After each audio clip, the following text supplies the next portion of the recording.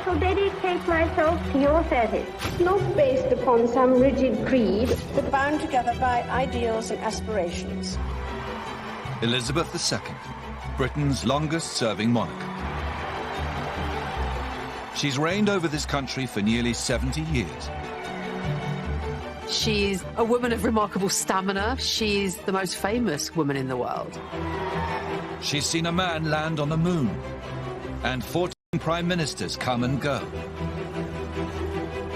But 400 years earlier, there was another Queen Elizabeth. Elizabeth I is this brilliant, genius queen. Now, we're setting the two Elizabeths side by side to see if, despite the centuries, there is more that unites than divides them.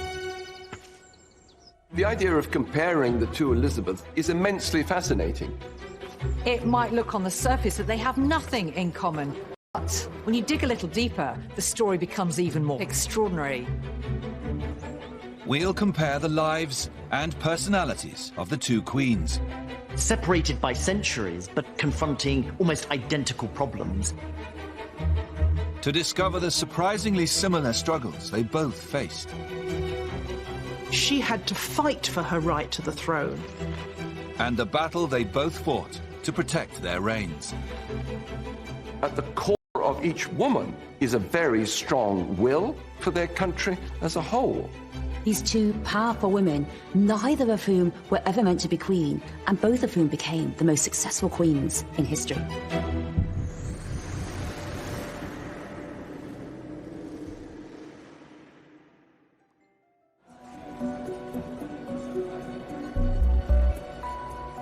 It may be hard to believe now, but two of our greatest monarchs were once royal nobodies. Queen Elizabeth II was born Elizabeth Windsor, a minor princess in the second rank of the royal family. She's the daughter of Prince Bertie, the stuttering, unremarkable younger brother of the heir to the throne. Not only was there no prospect of her becoming queen, but her father, the Duke of York, as he then was the spare, and so the pressure was totally off the York household, as it was known. Growing up away from the limelight, Elizabeth enjoys an idyllic childhood. Her parents take advantage of their lesser status and lighter duties to dedicate themselves to family life. She was brought up close to us and the horses.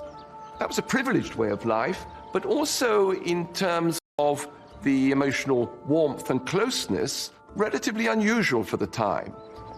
She developed a real bond and affection with her father.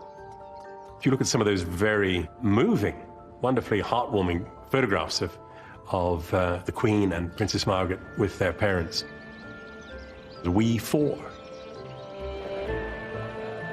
In 1936, Elizabeth's uncle David becomes King Edward VIII. He is expected to have a family of his own, pushing Elizabeth even further down the royal pecking order. Elizabeth was really a minor princess living in a townhouse, excluded, expected just to make a happy marriage. Elizabeth I also starts out as a royal outsider. But her childhood couldn't have been more different. Elizabeth Tudor is the firstborn of Henry VIII and Anne Boleyn. Henry has split with the Catholic Church, divorced his first wife, Catherine of Aragon, and married Anne Boleyn, all so he can produce a male heir. So when Elizabeth was born, it was a case of, oh dear. She was, of course, expected to be a boy, but she wasn't quite what was expected. And so there was a sense of a sort of bittersweet celebration at her birth. To make matters worse, Elizabeth's mother, Anne Boleyn, goes on to have several miscarriages. And eventually, Henry VIII tires of his second wife too. Anne is accused of adultery and executed. Elizabeth has lost her mother at a painfully young age. She wasn't told of the full brutality of the facts. But she was a very precocious young girl, and she noticed that something had changed immediately. That lady who used to visit her visits her no longer. Something had changed in the atmosphere around her. Elizabeth is punished for her mother's disgrace. She's stripped of the title princess, demoted lady, and sent to live in isolation with a governess. In the following years, Henry VIII remarries and finally has a son and heir, Edward. But a series of letters show Elizabeth continues to be ignored by her father. What during her childhood? So Lady Bryan here, so she's looking after the motherless Elizabeth, and she's pleading with him to supply her with clothes. And so Lady Bryan says here that she has neither kirtle nor petticoat nor linen or kerchiefs. And so the list goes on. It's clear that poor old Elizabeth has been completely forgotten about. She's just cast adrift, couldn't be further from the throne if she tried. Nobody would have ever guessed that there were much greater things to come if you read this letter. But an extraordinary series of events will soon change everything for both Elizabeths.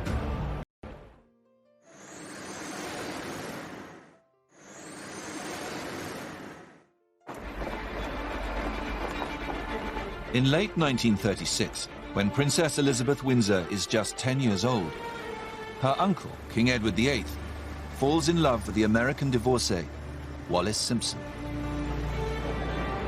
But as head of the Church of England, he isn't allowed to marry her. So in a shock decision, King Edward VIII abdicates. When she first hears, she is at home in their house in Piccadilly, and they hear people outside shouting, "God save the king." And Elizabeth goes to a footman and asks what's happening, and he tells her that her uncle's abdicated and her father is now king. With her father promoted, Elizabeth is now heir to the throne. And in an instant, her life is set on a new path. No one in the royal family wants to become queen or king. They think it's a huge job, too much responsibility, too much pressure, and all that pressure placed on a 10-year-old girl who, up until then, had expected to become a farmer's wife. Now she's going to have to take on the big job. She's going to have to be queen. The stay-at-home father Elizabeth is used to is now a busy full-time monarch. And she is placed in intensive tuition for constitutional history to prepare herself to reign. Her close-knit family life has come to an end. Her uncle's abdication scarred the monarchy and scarred the family, and in many ways it shaped Elizabeth II's own monarchy as well.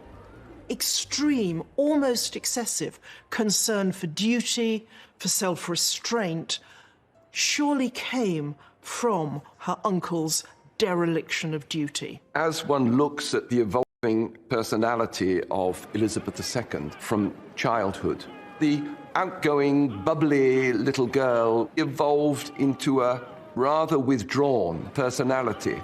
And I think that is the weight of responsibility upon her. 400 years before her, young Elizabeth Tudor is on a tumultuous path of her own. It's interesting, both Elizabeths had a rocky road to the throne. Elizabeth II came to the throne through great trauma for the monarchy. Elizabeth I, heaven knows, she was in the succession, she was out of it. She had to fight for her right to the throne. When the neglected Elizabeth Tudor is 13 years old, her father Henry VIII dies, and her half-brother Edward becomes king. But the sickly boy passes away just a few years later. And in his place, Elizabeth's Catholic half-sister Mary becomes queen. She sees Elizabeth as a rival and throws her into the Tower of London. Elizabeth I had an incredibly traumatic childhood. First, her mother is executed, then her sister, Mary, puts her in the tower and nearly chops off her head. Really as traumatic as you could imagine. Her life is under threat. She's constantly having to gauge the mood of the people in power in order to increase her chances of survival. But while she is held prisoner, Mary's health goes downhill, and powerful Protestant factions push for Elizabeth to be named her successor.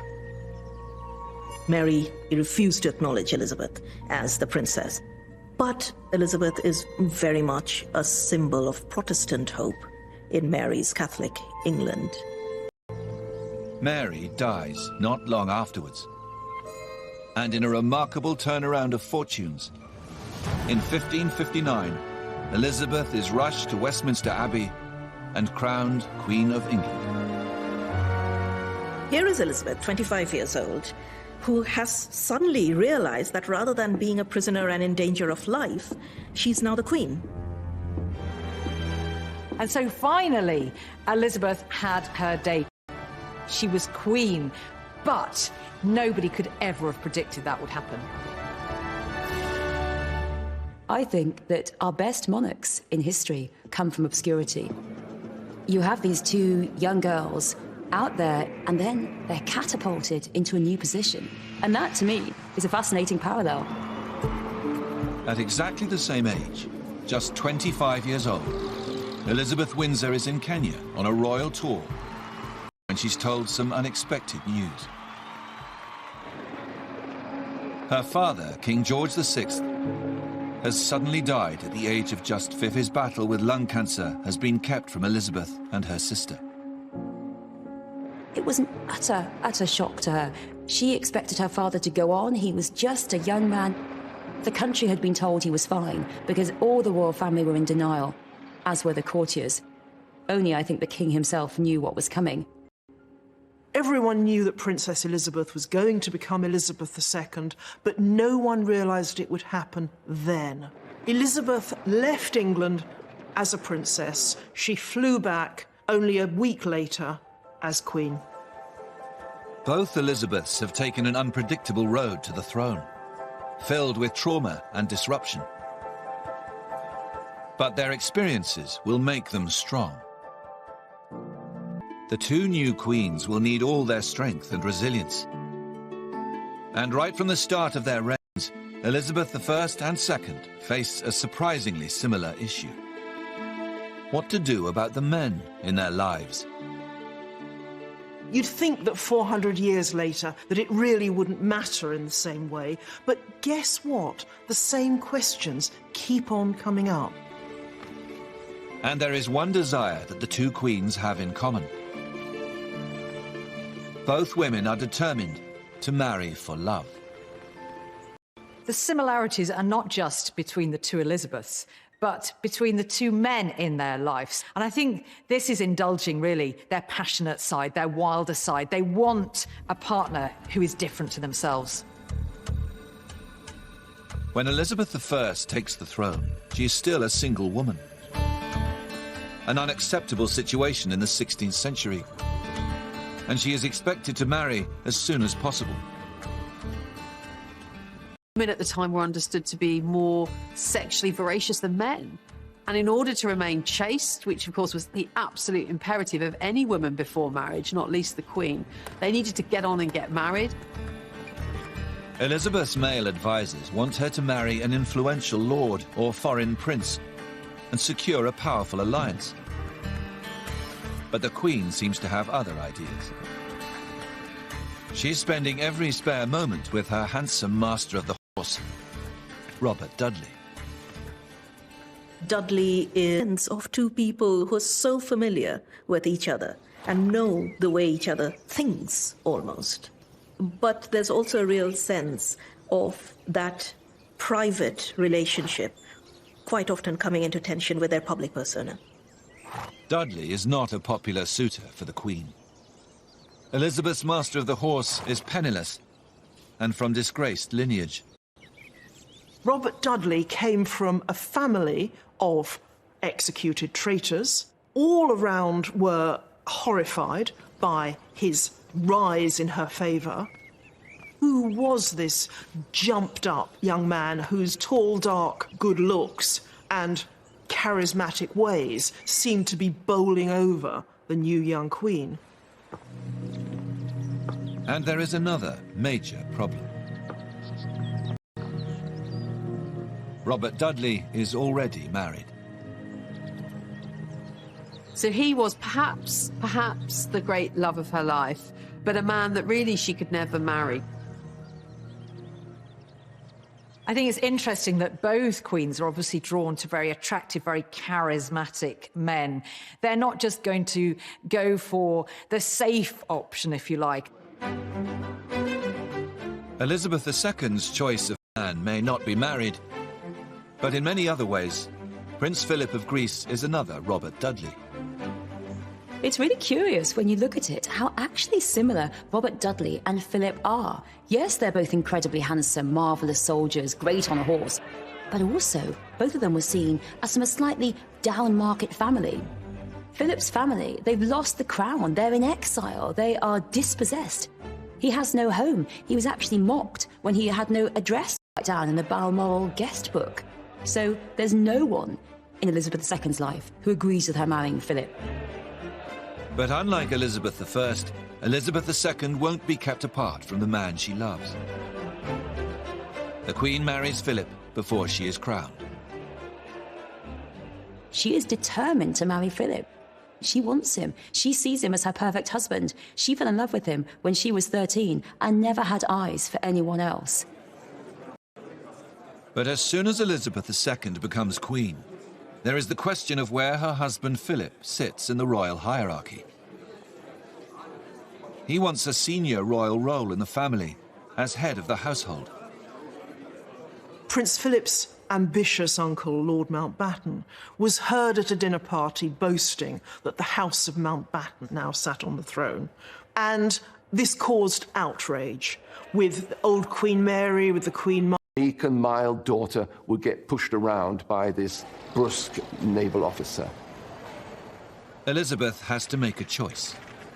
Give in to her husband and make him an equal partner, or follow her advisors and make Philip take a back seat.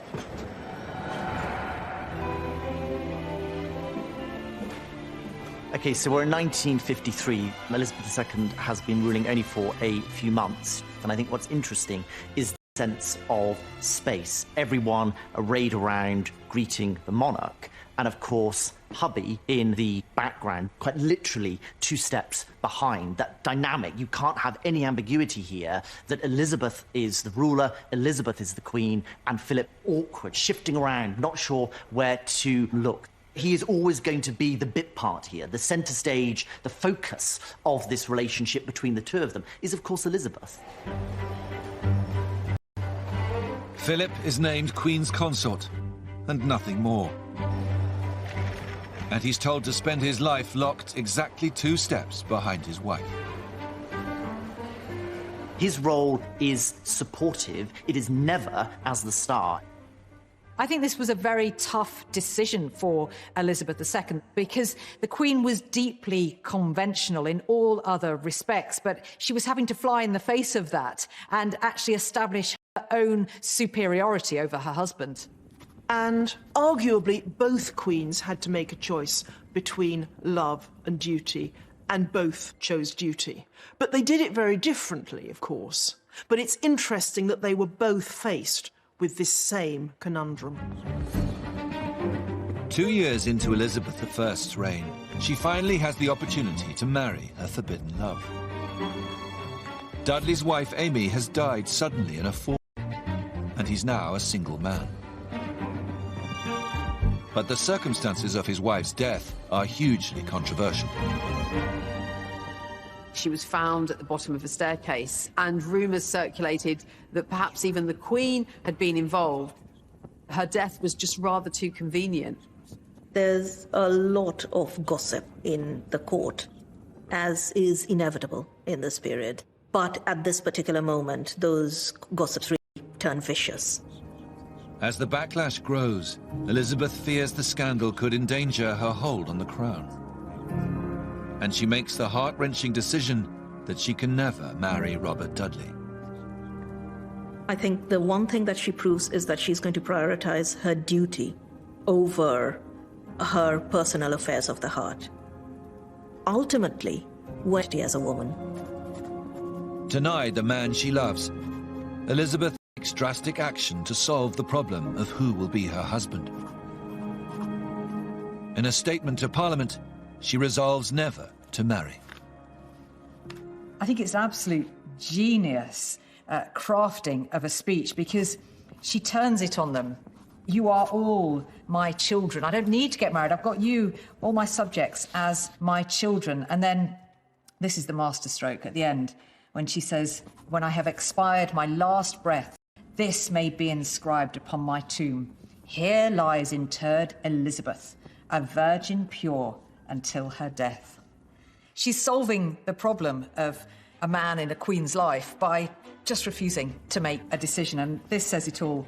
I will not, in so deep a matter, wade with so shallow a wit. There was nothing shallow about Elizabeth's wit.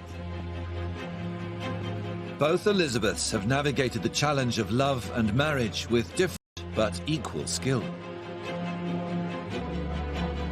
It seems, for both of them, the crown comes first and men must come second. But they still face a difficult battle to win over their people.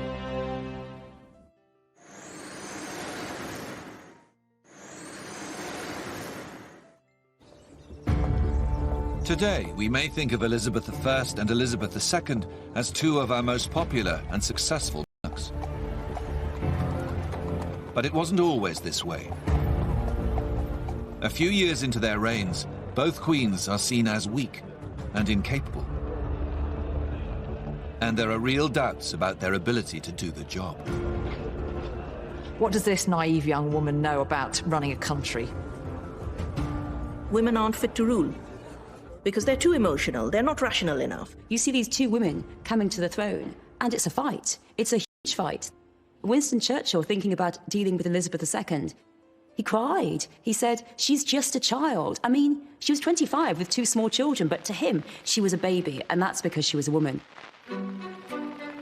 At the start of their reigns, both queens have a real problem finding a way to project themselves as female leaders. In Elizabeth I's first portrait, she doesn't look like a commanding ruler. She looks like an awkward cardboard cutout, with her hunched shoulders and pinched waist and the awkward placement of her hands, as though she doesn't quite know what to do with them. This is not someone who would particularly inspire confidence in us. And that's, I think, very similar to how Elizabeth II felt when she started ruling in New York, in this enormous building and with these men flanking her. Here she is, this sort of solitary figure, slightly hunched or even hiding behind the podium and the lectern. And that same theme, I think, of hesitancy and awkwardness. So these two queens almost mirror images of each other, separated by centuries, but at the same time confronting almost identical problems. Both Elizabeths need to win the love and the respect of their people. And on further investigation, it seems the two queens use a very similar approach to help turn it around. During a visit to Australia and New Zealand, Elizabeth II introduces the royal walkabout for the first time. The informal and totally unrehearsed interaction with the crowd is unheard of in royal circles. And it's a spectacular success. It's now stamped indelibly on the identity of the royal family. That's what royal folk do. They go out and mingle. And there's a real message there, you know. She's saying, I care about you. You matter to me. And we can now see, consciously or not, she was reviving a technique of Elizabeth I. Elizabeth I was the first ever monarch to approach ordinary people and talk to them directly. Elizabeth I is actually unprecedented in the way that she goes out there and she does greet her public. I have to say that it gives the security men around her utter kittens. I mean, they're panicking that the Catholics are going to blow her up. But Elizabeth I, she's so great. She says, they're not going to blow me up. The people love me. She strikes up a really personal relationship with the public around her.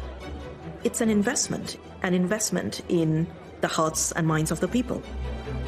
After Elizabeth I, the informal walkabout is never used again, until Elizabeth II finally brings it back. Both queens were aware of the need to, I suppose what we'd call it today, press the flesh, to be seen, to be believed, to be out there engaging with the people, you know, sprinkling a bit of magic and stardust on them.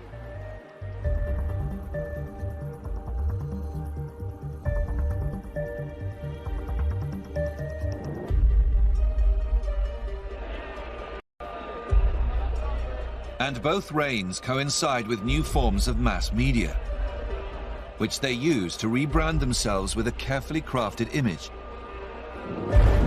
designed to fit their era and their power. One was a hands-on executive, monarch, ruler, dictator in many ways of the country. But by the time Elizabeth II has come to the throne, Parliament has got power. And Elizabeth II exerts a sort of imaginative power over the country. Both Elizabeths had to find a language for their female monarchy. They went for very different images, but the impulse is there. In the 1960s, Elizabeth II invites television cameras in for unprecedented access to her family life. They beam a confident new version of the Queen into millions of British households. In 1963, there is this wonderful, intimate portrayal of the Queen and her young family at Balmoral. She looks more at ease, far removed from just a few years before. Now Elizabeth is a mother, but she's comfortable with her children and her family around her. Even the pet corgis in the background. This is an image that in the 20th century would have been relevant and appealing to her subjects. This is a monarchy that recognises that it needs to move with the times, and what better way of harnessing the power of technology and television to achieve this in a single sweep. So it's a brilliant move. And I can remember as a boy watching that with absolute fascination. Look, there's the Queen, there's Prince Philip, and they're just like us. And that was the intention, I think. And for most of my life, I've thought of the Queen as a kind of alternative mum. And a lot of people must have grown up feeling that way. Elizabeth I was also using new forms of mass media, but in her case, it's a little-known piece of Tudor technology. Using a tracing technique called underdrawing, she sets out a commanding new look. We have here three images of Elizabeth I, which you'd be forgiven for thinking are identical. And this was achieved by a technique known as underdrawing. So underneath the paint, you would have an outline of the monarch that has been, if you like, pre-approved by the monarch and her government. And this ensured, as you see here in these three images, an almost identical replica of the Queen's likeness. We've got the very determined expression. We've got her arrayed in black. Black also, of course, provides the perfect foil for all of this wonderful gold and pearl jewellery. She is undeniably a Tudor monarch. Elizabeth bans previous portraits. And using this technique, her new regal... You would have one of these images in your home. It ensures that across the land, and indeed even overseas, there can be one clear, striking and powerful image of Elizabeth as she wanted to be perceived by her subjects. Tudor propaganda, I suppose, at its most effective. Elizabeth I knows they want Gloriana, the Rainbow Queen, excess and perfection. It's all about diamonds, it's all about excess, it's all about bling. But you'll very rarely see Elizabeth II in all the bling. She prefers not to. It's all about dressing as if it looks frugal and modest. It's a tartan family portrait. But both of them are keenly aware of what the nation wants. They are both mistresses of royal spin. And the similarities don't end there.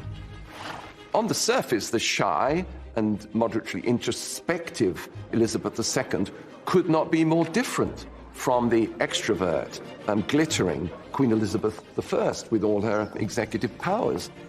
But actually, at the core of each woman is a very strong will, real pride, real ambition for themselves, for their position, and for their country as a whole. They come from families who don't privilege girls' education, and yet both of them are absolutely brilliant, and they are the cleverest, most intelligent monarchs I think that we've had. Elizabeth II is an absolute genius with her papers and with her memory. Elizabeth I, she knew Latin, really, as a toddler. Elizabeth I wasn't a sort of wilting flower and a very delicate woman, such as the ideal was at the time. She loved hunting. She would spend hours on end engaged in the chase, and actually she wouldn't flinch from making the kill herself. And I think parallels can be drawn there to Elizabeth II. Certainly not a fragile female role model at all. When we think of queens in general, we think of these kind of revered figures who are sitting on thrones the whole time. But actually there was this kind of normality, connecting with her horses and the outdoors. And I think that is a nice, common, human fact that does actually unite these two queens. Both women share a strength of personality, and after a difficult start, have proven themselves to their people. But overseas, trouble is brewing.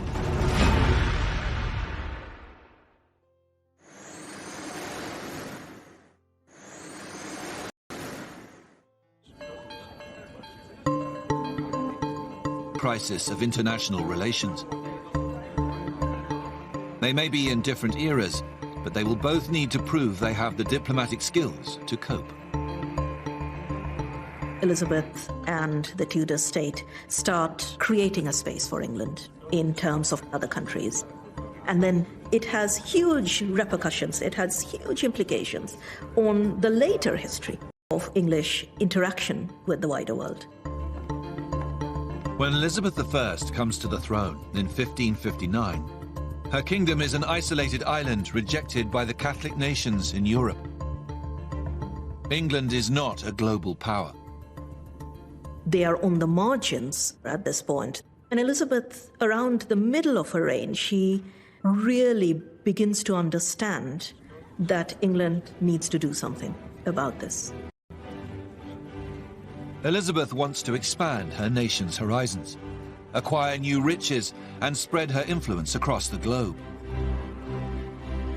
So she welcomes a band of intrepid new explorers into her court.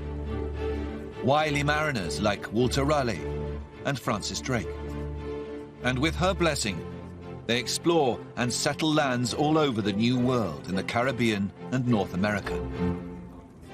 Overseas expansion under the auspices of Sir Walter Raleigh and Sir Francis Drake and the like brings Elizabeth great wealth. They're bringing ships laden with gold, they're bringing exotic spices and all these expensive foodstuffs. And of course they also flirt with her, and her male commanders circumnavigate the globe and plant the flag of England in her name. But it also brings trouble. There is piracy amongst Elizabeth's navy, seizing gold bullion from Spanish ships. It causes diplomatic incidents. It excites the hostility of some of the most powerful leaders in the world. But Elizabeth I proves a master at smoothing things over. Using the diplomatic skills she's honed as a young woman in the tempestuous Tudor court, she charms the irate Spanish ambassadors and even adopts their national dress. Here we have a particularly striking portrait of Elizabeth I. What I think is really interesting about this is the silhouette of the monarch here, quite extraordinary. This huge, wide farthingale skirt is a Spanish style. And by incorporating this extraordinary silhouette from Spain, Elizabeth is making a really strident, clear statement about the importance of internationalism, the cosmopolitan nature to visits from foreign ambassadors. She always makes sure to show every courtesy so that they will write home about the English Queen's generosity, about her refinement and the culture of her court. So she makes sure they have a good time. But the swashbuckling days of Elizabeth's court mask a very difficult legacy overseas. In England's new empire, the indigenous people are oppressed, displaced, and even traded.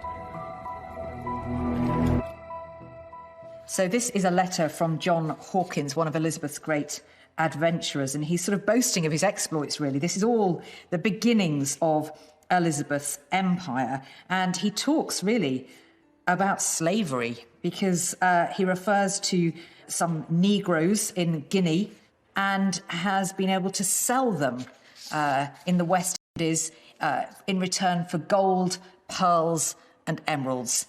This is the darker side of Elizabeth's empire, and it's something that will have ramifications 400 years later that her namesake Elizabeth II is going to have to deal with.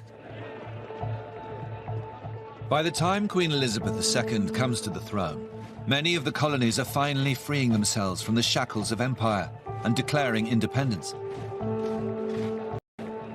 And in the new dawn, there is understandably a lot of resentment towards their old imperial masters and the British monarchy. One of the great issues facing Elizabeth II at the beginning of her reign is a poisoned chalice going back to Elizabeth I. She started to create this great British Empire, and which then crumbled. All these countries could easily have decided to cease having Elizabeth as their head of state. And yet, somehow, this small, unassuming woman has become the totem, the glue that holds them all together. As Elizabeth II sets about confronting the dark history of empire, she starts to display many of the same diplomatic skills as her Elizabethan predecessor. She reinvents herself as queen of a new Commonwealth of independent nations. And as she travels around her dominions, she wins over the foreign public by embracing their culture and even their national dress.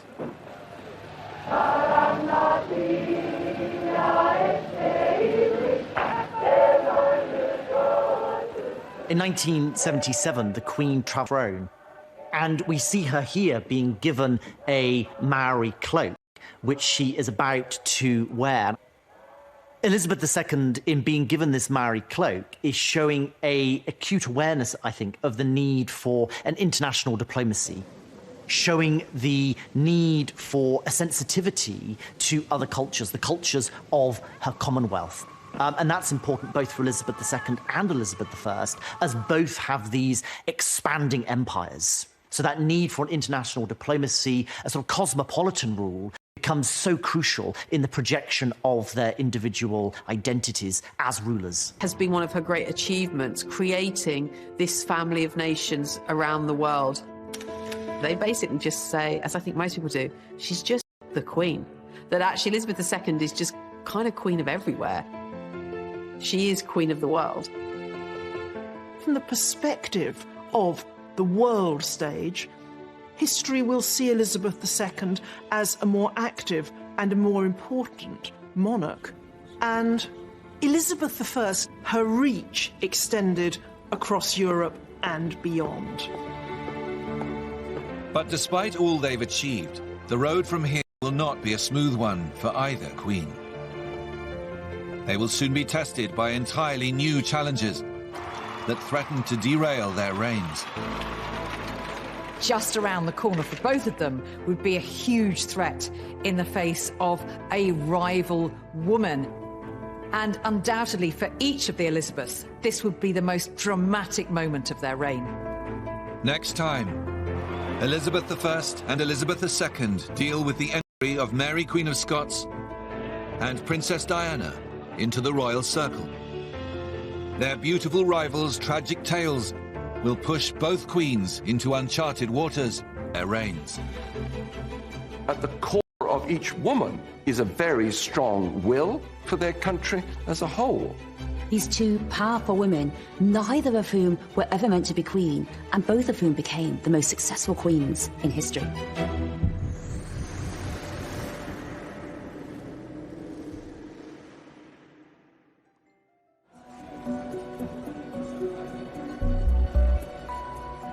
It may be hard to believe now, but two of our greatest monarchs were once royal nobodies. Queen Elizabeth II was born Elizabeth Windsor, a minor princess in the second rank of the royal family.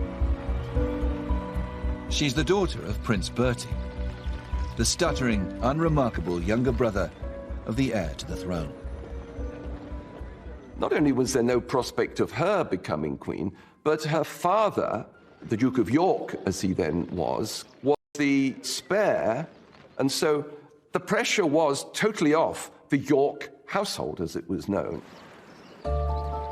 Growing up away from the limelight, Elizabeth enjoys an idyllic childhood.